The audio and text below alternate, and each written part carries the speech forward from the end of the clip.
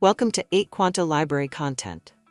Today we'll discuss how to create a PDF invoice in NetSuite. First, open the invoice you want to print.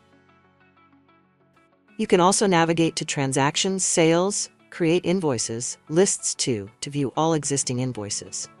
Next is to print the invoice PDF. Click the print icon. A PDF version of the invoice will open in a new tab for printing or downloading. Alternatively, you can also print from Print Checks and Forms. Go to Transactions, Management, Print Checks and Forms. Click the Invoices link.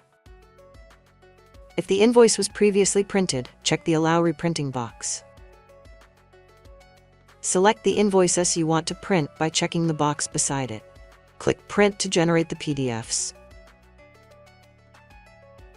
Now, to create or modify the invoice template, go to Customization, Forms, Advanced PDFs, HTML Templates. To create a new template, click New Template. To modify an existing template, click Customize next to the desired invoice form. You can adjust fields, layout, and formatting directly within the template editor. And that's how you create and customize a PDF invoice in NetSuite. If you found it helpful, don't forget to like, share, and subscribe for more content. Thanks for watching, and see you in the next one.